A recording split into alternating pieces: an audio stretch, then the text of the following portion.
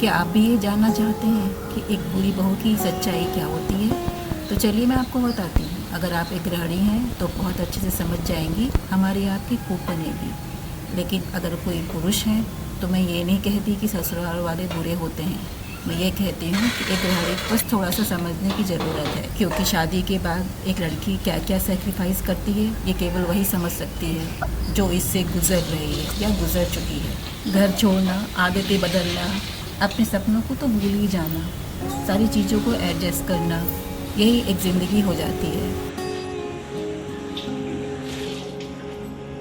एक आपको बात बताती हूँ जो मेरी ही ज़िंदगी से जुड़ी हुई है। मैं मलेशिया में थी अपने हस्बैंड के साथ, तो मेरे ही परिवार में एक बुज़ुर्ग हैं, ससुराल में बुज़ुर्ग हैं जो बहुत ही आदरणीय हैं, जिनका सम्मान हम सब लोग बहुत दिल से करते हैं। और मैंने अपने हस्बैंड से हमेशा कहा कि आप उनको यहाँ ले आइए, वो अकेले रहती हैं, थोड़ा हमारे साथ रहेंगी, उनको अच्छा लगेगा। लेकिन उन्होंने कुछ ना कुछ बहाना करके टाल दिया कि वो नहीं आना चाहती हैं। फिर किसी बात के लिए मैं गई एक बार उनसे मिलने, इंडिया आई थी तो उनसे मिलने के लिए गई, तो किसी पड़ोसी के यहाँ गई, उनके पड़ोसी के यहाँ। तो उनके पड़ोसी ने कहा कि तुम दिखती तो वैसी नहीं हो जैसा सुना है तुम्हारे बारे में ये सुना है कि तुम इनको ले नहीं जाना चाहती, तुमने कहा है मैं इनके लिए कुछ नहीं कर सकती, जबकि मैंने ऐसा कुछ तो कहा ही नहीं। फिर मैंने सोचा जब मैं बुरी हूँ ही नहीं और बुरी बन के रह रही हूँ पूरे समाज में। पर जानते हैं, ये सुनने के बाद धीरे धीरे मैंने सोचना शुरू किया कि कितना भी मैं अच्छा कर लूँ, कितना भी मैं उनके लिए कर लूँ, वो खुश नहीं होंगे। तो मैंने खुद को मारना बंद किया, मैंने खुद का सम्मान करना शुरू किया। उनकी डिमांड ये थी कि जब भी तुम यहाँ आओ सुबह 4 बजे उठो, पूरे घर गृहस्थी को देखो, झाड़ू पोछा करो, पूजा पाठ करो, नाश्ता बनाओ। आपको पता है मैंने आज तक नहीं किया। मैं क्यों करूँ? मैं सुबह उठती हूँ, थोड़ी पढ़ाई करती हूँ। जिसको खुश होना है होए, जिसको नाराज़ होना होए, मुझे सबसे पहले खुद का सम्मान करना, खुद की इज्जत करना, खुद का पूजा करना, ये बहुत ज़रूरी है।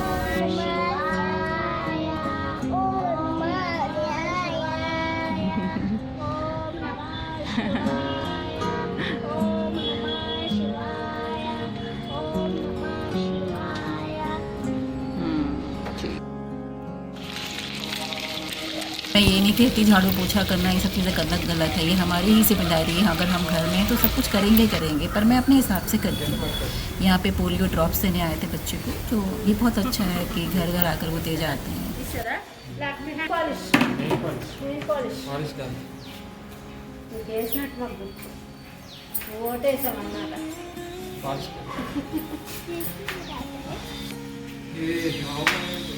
Seven complete.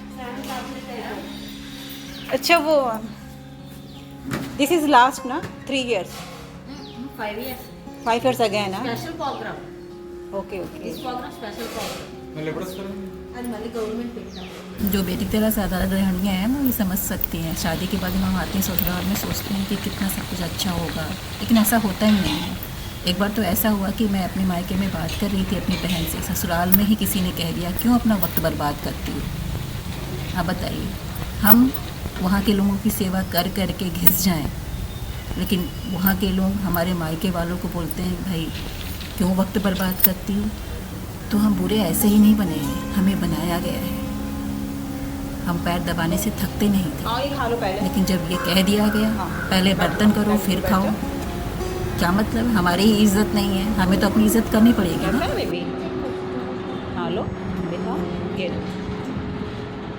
एक बात बताती हूँ, मैं उस समय इलाहाबाद में रहती थी, तो मैं 12th में थी और मेरे पापा की पोस्टिंग थी इलाहाबाद में, वो रिटायर्ड SDM हैं। तो मैं छत पे घूम रही थी, मैं छत का जो पीछे वाला हिस्सा है उधर एक ग्रिल दिखता था, ग्रिल से किचन दिखता था, और वहीं से अगर आप ध्यान से देखें तो लिविंग रूम भी दिख जाता था। बड़ा सा ग्रिल था, गेट था। तो मैंने देखा, मैं उन लोग से बात नहीं करती थी, मैंने देखा कि एक औरत आई गुस्से में, जो होगी 20-25 साल की, अपने बच्चे को लेके आई खींच करके और उधर आंगन में डाल के ग्रिल बंद कर दिया, और बच्चा रोए जा रहा था। मैं उस समय ये सोच रही थी कि कितनी गंदी माँ है, पता है, जबकि मैं उसमें 12th में थी, माँ नहीं बनी थी। और मैं उस औरत को सोच रही थी कितनी गंदी माँ है। और लिविंग रूम से लोगों के हंसने की आवाज़ें आ रही थी, है ना, लोग आए थे, गेस्ट आए थे, उनके हंसने की आवाज़ें आ रही थी। तो मैंने सोचा कितनी गंदी माँ अपने बच्चे को ऐसे कैसे ट्रीट कर सकती है। वो पता है, वो औरत किचन में गई, साफ दिख रहा था, उस अपने बच्चे को ग्रिल में डाल दिया, घर डाल दिया, वो अपना रोने लगा बैठ करके। और उसकी माँ किचन में गई, खाना बनाया, नाश्ता बनाया। मैं छत पे ही घूम रही थी क्योंकि मैं बच्चे को देख रही थी, मुझे बुरा लग रहा था, हालांकि मैं उन लोगों से बात नहीं करती थी। मैं देखा थोड़ी देर में चाय नाश्ता बना के ट्रे से देख करके आई, घूंघट में थी, देख करके आई, फिर उसके बाद ग्रिल खोला, बच्चे को गले लगा के रोई। बताया, आप समझ सकती होंगी अगर आप माँ हैं, और मैं आज समझ सकती हूँ बहुत अच्छे से। उसके ऊपर दबाव था, दबाव इस बात का था कि वो अपने बच्चे को छोड़ करके चाय नाश्ता सब कुछ बनाए, नहीं तो वो रह नहीं सकती वहाँ पे, है ना। नहीं तो कह देंगे निकल जाओ घर से, नहीं तो कह देंगे खाना नहीं देंगे, पानी नहीं देंगे। वो थी उस औरत की मजबूरी, है ना, जो बहुत से घरों में औरतें झेल रही हैं।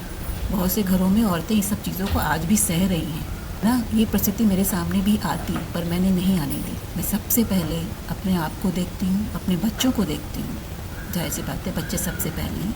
बाकी के काम निपटाती हूँ, पर अपने हिसाब से निपटाती हूँ। किसी दिन पूजा अगर रह जाती है तो भगवान से कह देती हूँ माफ़ कीजिएगा, मेरे लिए मेरे भगवान जो मेरे बच्चे हैं वो स्वस्थ रहें, वो खुश रहें, कोई दिक्कत उनको नहीं आनी चाहिए। बाकी के दूसरे लोग खुश रहें या दुखी रहें, वो उनकी खुद की पर्सनल प्रॉब्लम है, मेरी नहीं।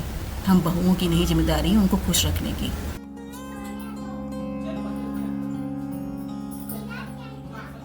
तो मेरी विनती इन बहुओं से, वो अपने बच्चों के लिए खुद का ख्याल रखें, है ना, खुद का ख्याल रखें। ऐसी परिस्थिति ना आने दें कि गुस्से में बच्चे को खींच के बाहर निकाल दिया और खाना बनाए। क्या ज़रूरत है, आप कह दीजिए होटल से मंगा लो, क्या करेंगे, घर से बाहर निकाल देंगे, निकाल देने दो।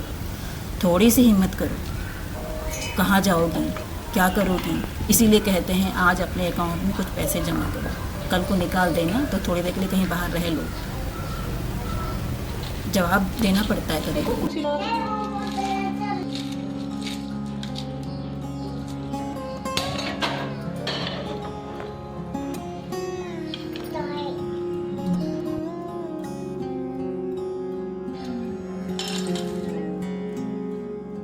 मैं ये नहीं कहती ससुराल वाले बुरे हैं, वो बहुत अच्छे हैं, वो हमारा परिवार है, उनकी सेवा सत्कार करना ये हमारा धर्म है। लेकिन अगर मैं खाना खा रही हूँ तो खाना खाने के बाद ही बर्तन करूँगी, उसके पहले क्यों करूँ, ये मेरी चॉइस है ना।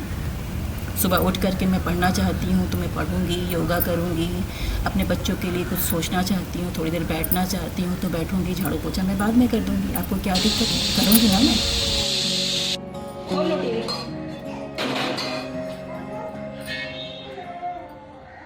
तो मैं उन औरतों से या उन बहनों से, उन गृहिणियों से ये कहना चाहती हूँ जो थोड़े दबाव में ज़िंदगी जीती हैं, दबाव में मत जीजिए।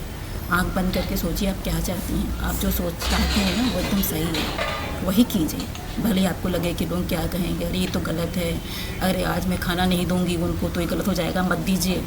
आप बादाम नहीं भिगोएंगी तो वो नहीं खाएँगे, मत खाएँ।